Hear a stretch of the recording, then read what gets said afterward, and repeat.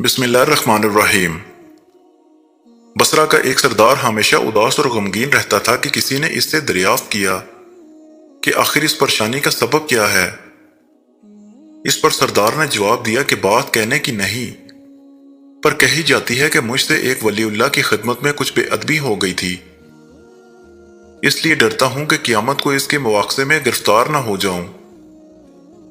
واقعہ یہ پیش آیا کہ میں ایک مرتبہ زیارت بیت اللہ کو چلا اور سب دوست اور عزیز و اقارب رخصت کرنے آئے۔ حسب دستور کچھ دور چل کر میں نے سب کو لوٹا دیا، مگر ایک شخص زید جو میرے خواص میں تھا واپس نہ ہوا اور اس نے میرے پیچھا نہ چھوڑا۔ مجبور ہو کر میں نے اس کو جھڑک دیا کہ بیت اللہ کو جانا بھی کوئی آسان سمجھا ہے جو میرے پیچھے پیچھے چلے آ رہے ہو۔ میرے پیچھے پیچھے نہ آؤ اور میرے ساتھ نہ چلو، اور جس رستے سے تیرا جی چاہے چلا جا۔ کہنے لگا، اے آقا، کیا خدا اس پر قادر نہیں کہ تم کو ذرا راہ جلد پہنچا دے اور مجھ کو بے یار و مددگار چھوڑ دے؟ یہ کہہ کر اس نے اپنی راہ لی اور میں اپنے راستے سے چلتا بنا۔ راستے بھر وہ مجھ کو نظر نہ آیا، واللہ عالم کہاں پوشیدہ ہو گیا۔ جب خدا کے فضل سے مناسک حج سے فارغ ہو کر میں مدینہ طیبہ کو چلا تو کیا دیکھتا ہوں کہ زید آ گیا اور سلام کہہ کر میرے پاس بیٹھ گیا۔ میں نے حیرت سے پوچھا، حج کر آیا؟ اس نے کہا، ہاں۔ پھر میں نے تنزیہ کہا، حج کی سند بھی ملی؟ تو کہنے لگا، کیسی سند؟ وہ کس کام آتی ہے؟ میں نے کہا، حج کرنے والے کو بیت اللہ میں غیب سے چٹھی آتی ہے جس میں لکھا ہوتا ہے فلاں بن فلاں حج کو آیا تھا اور اس کا حج قبول ہو گیا۔ پھر اس سند کے ذریعے قبر اور حشر کے عذاب سے نجات ہوتی ہے۔ یہ سن کر زید روتا چلاتا بیت اللہ کو واپس چلا گیا۔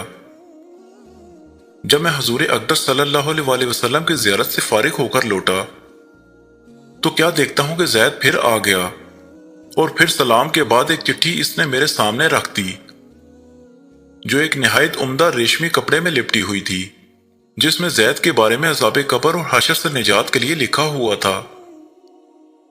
یہ دیکھ کر میرے ہوش اڑ گئے۔ پھر ذرا سکون ہونے پر میں نے معلوم کیا، کیا زید بتا تو اس کی حقیقت کیا ہے؟ آخر یہ معاملہ تیرے ساتھ کیسے پیش آیا؟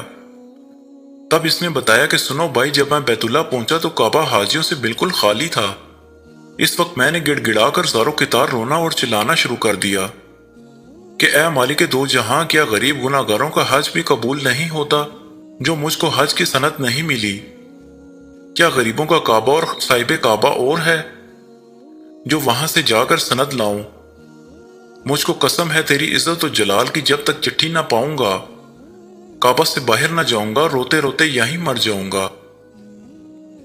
اچانک غیب سے آواز آئی کہ اے زید، نجات کی چٹھی لے اور جا، اپنی راہ لے۔ پھر یہ چٹھی میرے ہاتھ میں آ گئی، اس کو لے کر میں چلا گیا۔ یہ سن کر میری حیرت کی انتہا نہ رہی کہ اللہ اکبر، اس شخص کا یہ اعلیٰ مرتبہ ہے جس سے میں آج تک واقف نہ تھا۔ پھر عزت اور احترام کے ساتھ میں اسے اپنے ساتھ بصرہ لے آیا اور وہ چٹھی نہایت احترام و تعظیم کے ساتھ ایک صندوق میں بند کر دی۔ جب کبھی جی چاہتا تو انتہائی ادب اور احترام سے نکال کر اس کی زیارت کر لیتا، چومتا اور آنکھوں سے لگاتا تھا اور پھر محفوظ کر لیتا۔ اتفاقاً میں کہیں سفر میں تھا کہ میرے پیچھے زید کا وصال ہو گیا۔ جب میں واپس آیا تو اس خبر سے میرے رنج و قلق کی انتہا نہ رہی کہ افسوس ہے ایسے ولی کی تدفین میں شامل نہ ہو سکا۔ پھر اچانک مجھے وہ چٹھی یاد آئی جو میرے صندوق میں محفوظ تھی۔ اب تو میں اور بھی بےتاب ہو گیا اور اپنے اوپر افسوس کرنے لگا کہ سفر کو جاتے وقت میں نے وہ چٹھی زید کو کیوں نہ دی۔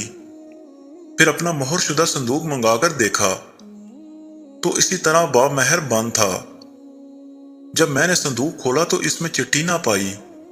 اب تو میرے غم و علم کا کچھ ٹھکانہ نہ رہا اور ایک حشر کا عالم برپا ہو گیا۔